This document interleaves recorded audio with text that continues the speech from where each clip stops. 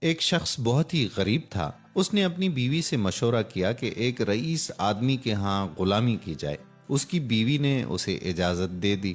اس کی بیوی نے ابھی پہلا بیٹا ہی نہیں پیدا کیا تھا کہ اپنی بیوی کو بھری جوانی میں چھوڑ کر غلامی میں چلا گیا تاکہ آنے والے بچے کا بہتر مستقبل بن جائے۔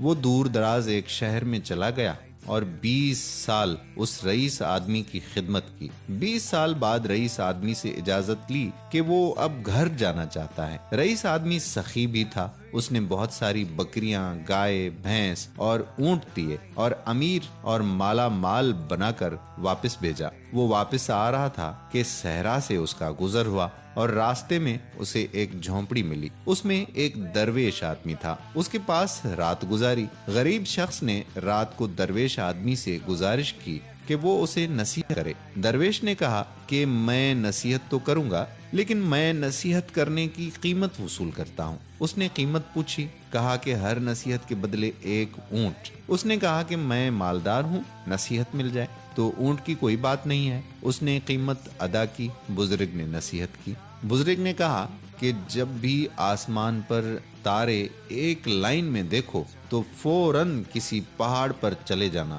کیونکہ سیلاب آئے گا۔ اس شخص نے کہا کہ یہ نصیحت کسی کام کی نہیں، مجھے کوئی اور نصیحت کی جائے۔ درویش نے کہا کہ نئی قیمت ادا کرو۔ اس شخص نے ایک اور اونٹ دے دیا۔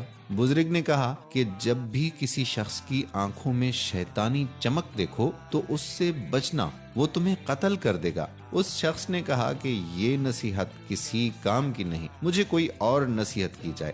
درویش نے کہا کہ نئی قیمت ادا کرو۔ اس شخص نے ایک اور اونٹ دے دیا۔ بزرگ نے پھر نصیحت کی کہ رات کو پچھتا کر سو جانا، لیکن کبھی بھی کسی انسان کو قتل نہ کرنا۔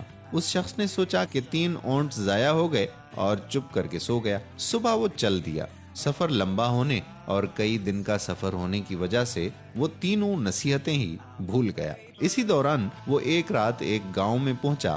رات کو جب وہ سونے لگا تو آسمان پر دیکھتا ہے کہ تمام ستارے ایک لائن میں آ گئے ہیں۔ اس کو درویش کی نصیحت یاد آ جاتی ہے۔ وہ شور مچاتا ہے، گاؤں والو، پہاڑ پر چلو، سیلاب آنے والا ہے۔ لوگ اس کا مذاق اڑاتے ہیں اور وہ اپنا مال کھول کر پہاڑ پر چلا جاتا ہے اور سو جاتا ہے۔ صبح اٹھتا ہے تو دیکھتا ہے کہ نیچے سیلاب آ گیا ہے اور سارے گاؤں والے غرق ہو جاتے ہیں۔ وہ کچھ دن پہاڑ پر رہتا ہے۔ سیلاب کا پانی اترتا ہے تو وہ اگلی منزل پر چل پڑتا ہے۔ ایک اور گاؤں میں پڑاؤ ڈالتا ہے۔ ایک شخص کے گھر میں قیام کرتا ہے جو کہ باتیں کرنے کا بہت ہی اچھا معلوم ہوتا تھا، لیکن اس کی آنکھوں میں وہی شیطانی چمک دیکھ کر چونک جاتا ہے۔ بزرگ کی نصیحت اسے یاد آ جاتی ہے۔ رات کو اسی کشمکش میں اسے نیند نہیں آتی۔ وہ اٹھا اور بستر کو اس انداز سے پھیلا دیا کہ معلوم ہوتا تھا کہ کوئی سویا ہوا ہے۔ وہ آدمی آیا، اس کے ہاتھ میں خنجر دیکھ کر وہ پریشان ہوا۔ وہ آیا اور بستر پر خنجر مارنا شروع کر دیا۔ یہ آیا اور اس کو پیچھے سے پکڑ کر مارنا شروع کر دیا اور اسے باندھ دیا۔ پولیس کو بلایا اور اس کو پولیس کے حوالے کر دیا۔ آخرکار وہ رات کو اپنے گاؤں میں پہنچتا ہے اور اپنے گھر کے پاس پہنچ کر دیکھتا ہے کہ گھر میں اس کی بیوی کسی کڑیل نوجوان کے ساتھ چارپائی پر سوئی پڑی ہے۔ اس شخص کو غصہ آیا اور دل میں خیال آیا کہ میں اس نوجوان کو قتل کر دوں۔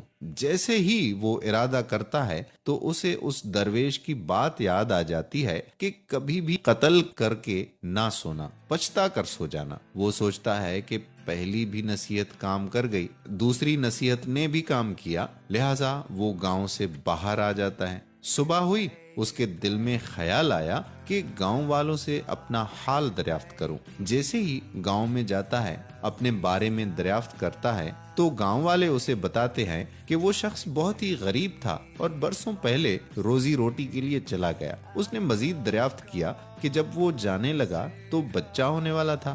گاؤں والوں نے بتایا کہ ہاں، اللہ نے اسے ایک بیٹا دیا ہے جو کہ اب کڑیل نوجوان ہو گیا ہے۔ اس کے ذہن میں آیا کہ جو رات کو نوجوان تھا وہ میرا ہی بیٹا تھا جسے قتل کرنے کا خیال اس کے دل میں آیا تھا۔ وہ گھر گیا اور بیوی اور اپنے بیٹے سے جا ملا۔ تو دوستو، سچ کہتے ہیں کہ اگر کوئی بھی بڑا آپ کو نصیحت کرے تو اس کو پلے سے باندھ لینا چاہیے۔ आजकल बुजुर्ग नसीहत करते हैं तो औलाद आगे से डांट देती है। हर नसीहत पर गौर करना चाहिए, जो गौर नहीं करते वो फिर पछताते हैं। तो अगर घर में आपके माँ बाप, आपके बड़े दादा दादी या जो भी बड़ा आपके घर में रहता है वो आपको नसीहत करता है, या मोहल्ले का कोई बड़ा है, गांव का कोई बड़ा है, तो उसकी नसीहत पर गौर किया करें, मशवरा ले लिया करें और उन बातों पर जरूर अमल किया करें, क्योंकि वो अपने तजुर्बात से आपको नसीहत करते हैं। उनकी नसीहत रायगान कभी नहीं होती। ये अपने जहन में बिठा दीजिए। अपने बड़ों की इज्जत कीजिए, एहतराम कीजिए। उम्मीद करते हैं कि हमारी आज की ये वीडियो आपको जरूर पसंद आई होगी। पसंदीदगी का इजहार करने के लिए आप इस वीडियो को लाइक भी करें, शेयर भी करें। आज की कहानी कैसी लगी आपको, इस हवाले से नीचे दिए गए कमेंट बॉक्स पर कमेंट्स भी जरूर करें। और